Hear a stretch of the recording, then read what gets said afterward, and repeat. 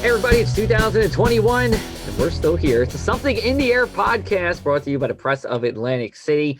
Join with me, as we do at the beginning of every month, is New Jersey State Climatologist Dr. Dave Robinson for our December monthly roundup.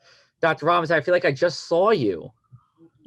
That's because you did. Yeah, we did. We did the top 10 weather events of 2020. You can check that out in your feed or on our YouTube channel, on our website. We wanted to do the top 10 before the year ended. I don't think we had anything top 10 between December 29th and December 31st. You can correct me if I'm wrong, though. No, we did not. But the list from the State Climate Office is now posted on njclimate.org, so you can see it there. Yeah. Even before we post, we're going to be posting the December and a shorter annual summary. But first, we thought we'd give everybody a couple days to look at the top 10. It will still be there, but it may be hidden behind the December report. Understood. And there was a little bit of, I don't want to say South Jersey love. You gave some South Jersey credit. We had the tornadoes that we had. We had Faye on there as well, both of which were centered around the southern part of the state. Absolutely. I'm an equal opportunity state climatologist. Okay. All right. I didn't know if you got around with your, other state climatologist buddies and be like, oh, there's only certain parts of the state we like.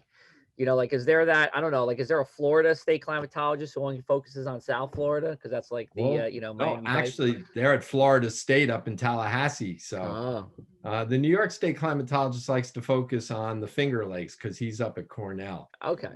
So there is a little bias, is what you're saying. You're saying there's a little bit of bias. Not in New Jersey. We're Not too small that we can't afford to have biases. Okay. We're too small. Point. All right. So we have the top 10 weather events list. He did his top 10. I did my top 10 on there. There's a pretty good time. You can check that out again in our feed. But we are going to talk about December here. And I think the first thing that comes to most people's minds in December is that we had some snow, depending on where you are. So, obviously, like you said, you're an equal opportunity state climatologist. But in our corner of the state, so we're talking about Manahawkin down to Cape May, out to Cumberland County, Western Atlantic. Well, yeah, Hamilton saw some accumulating snow. Bridgeton saw some accumulating snow. That's something we didn't see a lot of this year. Now, for me, you can see behind me right here in beautiful Pleasantville, New Jersey, we had not a flake from that storm in the middle of the month. But tell us about what happened on December 16th to the 17th. Yeah, there's no equal opportunity there when it comes to snow. Just a little bit. Based on that one storm, essentially, South Jersey averaged 1.4 inches of snow for December. That's 2.1 below average. But of course, as you mentioned, most of that snow was to the southwestern part of the state on the afternoon of the 16th. Meanwhile, the northern third of the state averaged 10 inches for the month, and Central Jersey about 6. But that was an all-encompassing classic kind of storm. It was a nor'easter. The low pressure system was just off the coast. It was too close to us, as you can explain and did explain meteorologically, to give the state a snowstorm like we saw on December 26th, 2010, when eastern New Jersey got the heavy snow and West Jersey was a ways away from the precipitation maximum. So everybody got snow, but they got much, much less than along the coast. This storm was too close to the coast, so it brought in a lot of warmth off the ocean. There was also northeasterly winds rather than northerly winds, bringing colder air in from the north. Yeah. So the coastal areas Linwood had over 3 inches of rain, as did Stafford Township as well. So the most precipitation fell along your coastal south region, but the most snow fell and in the 1 to 1.5, 14-inch range was up in the highlands and the higher elevations of the Northwest. But on top of that, we had there was some wind with that storm, and along came the storm on the 24th and 25th. Yeah. Which had its own little take. So which one had the river flooding? Which one had the coastal flooding, which one had the snow, which Yeah. one, it was really two back-to-back powerhouse storms. Yeah, it wasn't a calm day for us here, where it wasn't snowing on that December 16th day, but Nope. it was not a snowy day either. It was just a waste of precipitation. That's just the way I see it. Just a waste of precipitation. Look, it's gone. Don't even have no pile of snow to look at. Not even a dirty black pile of snow. And it's interesting about the northwest winds. I'm going to touch on this for a little bit or northeast, excuse me, because I actually drew this on Twitter, like, I don't know, maybe right around the time of that storm.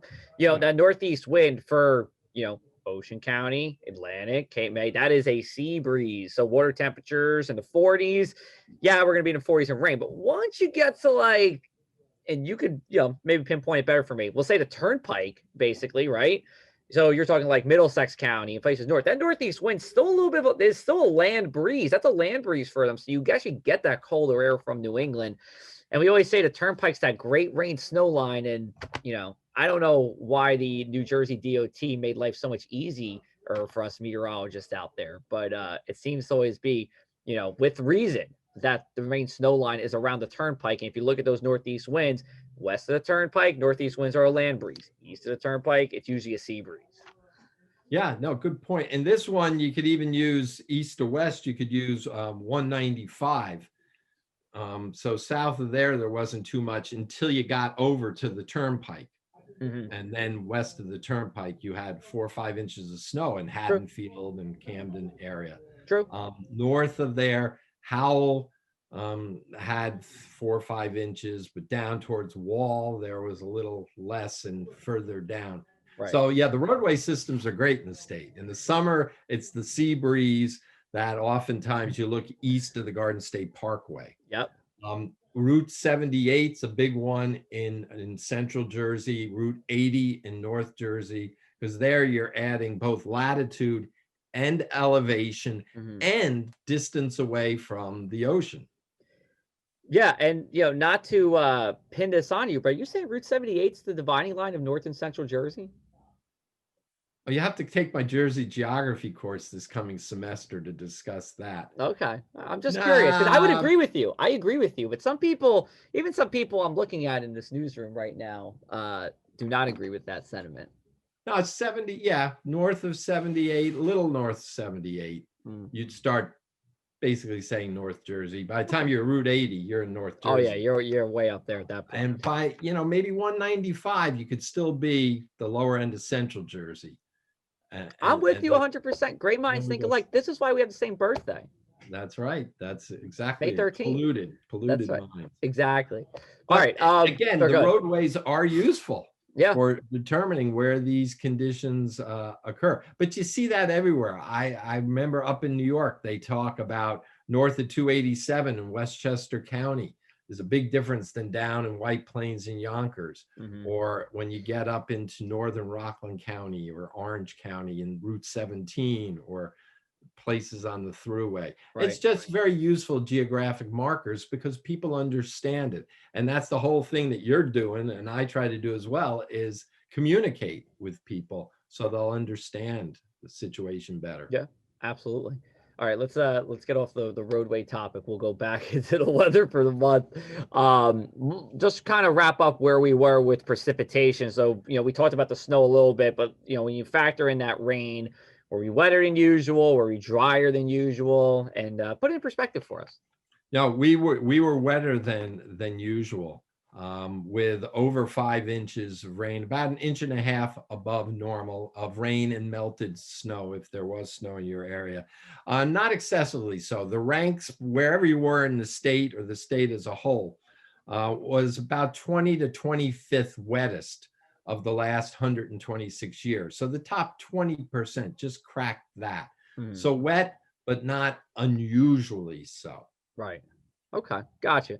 And when we look at other storms during the month, you mentioned the Christmas Eve storm. I do want to talk about that because that was it was a windy Christmas Eve night, and I still don't know, is that what you call it, Christmas Eve night? Like I would say Christmas evening, but you can't say Christmas evening because you have Christmas Eve. It's Christmas Eve. It's Christmas Eve. All right, whatever. So we had strong winds. We actually had some power outages in South Jersey. A couple thousand peak customers, Atlantic State Electric customers, were without power. Highest wind gust was 68 in Mystic Islands, but even 61 at Atlantic State International Airport, and that's an EHT. Well, inland, a couple miles inland here. So wind was all around. What can you tell us about that storm? Oh, that was a nasty storm. Now that storm went off to our west some. Yes. So it had a different track. It was not your classic nor'easter, even close to what the previous one was. And with that, it brought southerly winds with the counterclockwise rotation around that low. As the storm went to our west, it brought up the warm air. And that's why there was no snow to be found. And temperatures got into the 50s, even up at high point, and in the mid 60s. Literally, as Santa was coming through early in the morning, the high temperatures hit the low to mid 60s in a lot of New Jersey about 2 or 3 in the morning, Christmas morning. So it was a different beast in that regard, tracking to our west. That gave us the stronger winds, and the heaviest precipitation from that fell out in eastern Pennsylvania, particularly the southern foothills of the Poconos, as that moisture hit there, which was a real mess because they had had so much snow from the storm on the 16th and 17th. Not the worst of that snow fell up near Binghamton, further north, but you had snow melt and a couple of inches of rain. So that was the storm that brought some river flooding in New Jersey, as well as even more so in eastern Pennsylvania. Right. And as we were looking throughout the month, there's something that, in the weather world, we'll talk about the North Atlantic Oscillation, the Arctic Oscillation.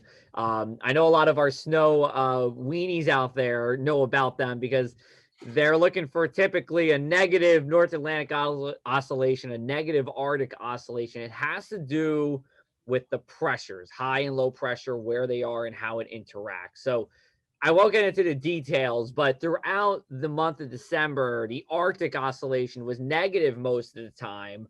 The North Atlantic Oscillation was kind of flipping back and forth, but it went from negative to positive on that December 24th storm. And just through the way I've seen things through weather, usually we get that negative to positive flip is when you can get some storms rolling through. So I don't know if you want to add anything to that, but as we went throughout the month, we were fairly wet, fairly stormy. And those were the conditions we had with our oscillations. Yeah, I mean, it's also a good lesson that these are just guides generally. They're not locked in because the Pacific played a big role, what was coming across the country from the Pacific. Yep. And sometimes those signals can overwhelm what's happening in the North Atlantic. And you can't get the coldest feed down into this area. Yep. So you had to look at multiple locations this month. It wasn't your classic negative North Atlantic Oscillation, which drops the jet stream to our south in the eastern US, which allows cold air to pour in from Canada and spawn storms on the upward swing of that trough of low pressure as the jet digs into the eastern US. And, that's what, snow lovers dream about. Yes. I dream about that. I dreamed about that last night. That jet stream coming like right off the Carolina coast, coming up right up the coast. You get that storm track. It goes over the benchmark, 40 degrees north latitude, 70 degrees west. Yeah. Yeah. Well, in our corner of the state, we should be a little bit further east at 70 degrees west, but that's getting in the weeds. But good point. No, I mean, so these are guides and they're useful. Don't get me wrong. And they are meaningful.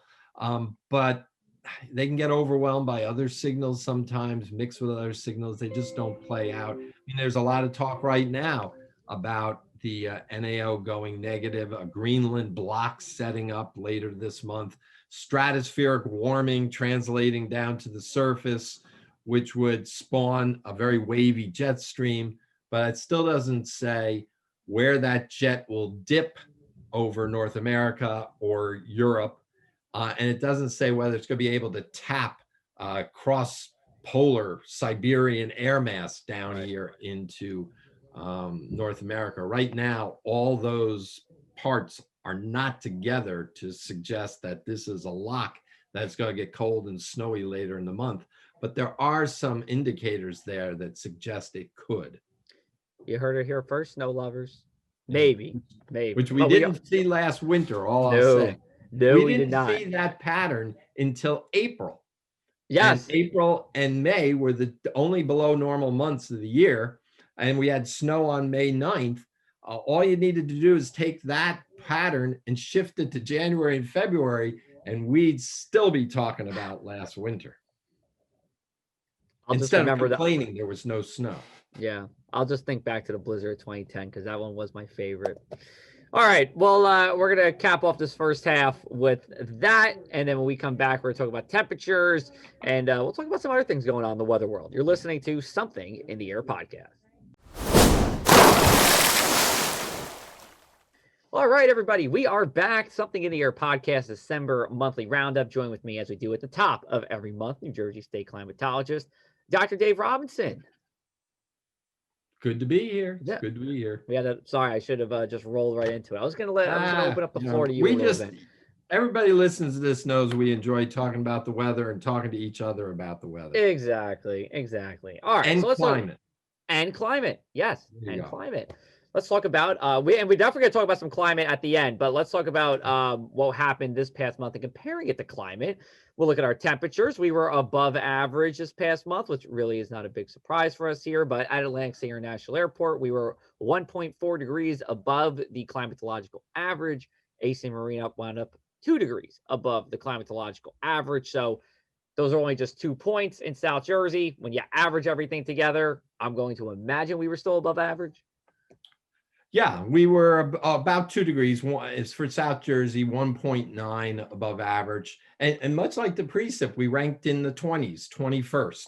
Mm-hmm. So they both were something you only see once every 5 years or so, but not highly unusual, like many of the months of warmth we saw in 2020. So above average.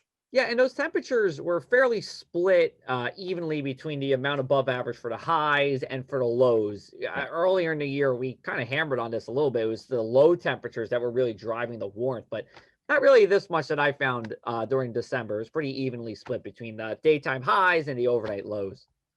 Yeah, and that followed in November where the daytime highs were more unusual. Sure, and we had that beach weather that first weekend of November down here. Yeah, and statewide, the departures were about 2 degrees.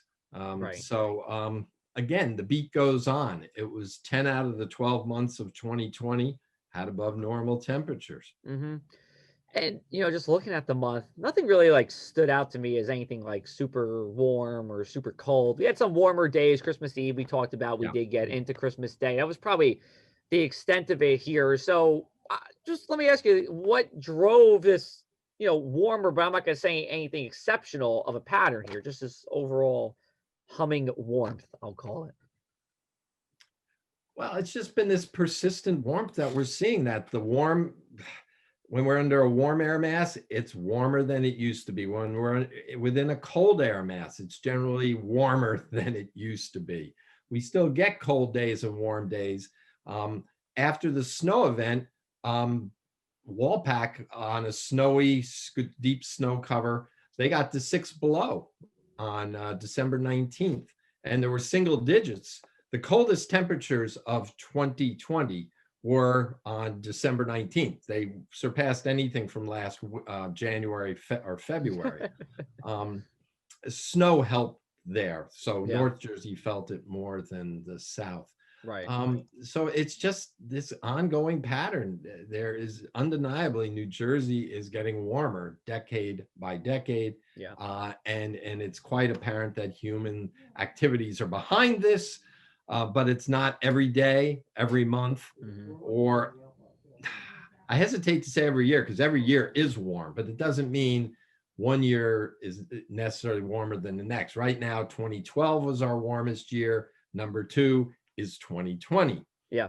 2021, my guess is it's not going to be as warm as 2020 because we're having this La Nina event, particularly on a global basis. And La Nina events tend to result in a somewhat cooler atmosphere. But even these cooler La Nina atmospheres now are warmer than they've ever been. Right. So right. There we are. you're Ongoing shifting. warmth. Yeah, you're kind of shifting the likelihoods of things. So, what might have been a 20% chance of being below average 50 years ago is now a 10% chance. It can still happen, but it's not happening as often, or you can't count on it as often. And one thing where we're going to notice this switch is our new climate averages will be coming out this year. Good Uh, segue. Thank you. I appreciate that. So usually when we say above or below average, we're comparing it to what is now 1981 to 2010, so 30-year average. Well, now we've gone through the 2010s, and now we have some new averages to calculate from 1991 to 2020, which I was born in 91. So this is like all of my life in one average. This is quite incredible. I'm very happy for this. But It's my so entire career as state climatologist. see, that works out. Works perfectly. See, going back to the birthday thing, it all works out. All works out. So we are going to have an increase with this. So from what I saw from Brian Bretschneider, who's a climatologist in Alaska, he was calculating various points. We're going to go up anywhere between 0 to 0.5 degrees Celsius with our increase in the averages. It might not sound like a lot, but we went up last decade and we went up the previous decade. It adds up. And yeah, you might not see for the first couple of years that we're not going to be as above average as before. But if current trends continue, we'll kind of end up where we have been in 2019 and 20, where we're getting a lot more days above average. You want to add to that? And do you have any role in that? Yeah, a little bit. Okay. We'll be evaluating some. We've looked at some of these ourselves in the state climate office, but we're going to wait for the National Centers for Environmental Information are busy at work on this. Okay. Truth be told, one of my closest friends is in charge of the program down there, so I do get the inside skinny a little bit. Oh, And are you breaking news here then? We're going to break some news today? no, but I would recommend that people, if they have a link to Forbes magazine, just 3 days ago, Dr. Marshall Shepard, who's another good friend, who's a professor at University of Georgia and former president of the American Meteorological Society. Marshall writes a column for Forbes, and an email arrived the other morning. Dave, what do you think about these normals? What's the impact's going to be? And he wrote myself and the Delaware State Climatologist and someone at the University of Georgia colleague. We were, I think it was Saturday. We were all back to him by 9 a.m. And we recommended this individual from NCEI who subsequently responded. And Marsh, so if you look, it really explains why we have these 30-year means. And Mike Pilecki, who's running this from NCEI, Dr. Pilecki, he said that they're hoping to release them by May. Okay. Which is really fast compared to what was in the past. What was it last 30-year means, they're going to look at 15-year means, but they have to wait for the data to still come in, because some's still coming in. Then they have to process it into their software system. Then they have to do quality control, quality assurance look at these. Then they can start putting it into final products and release it. So it may sound like 5 months in, that's a lot.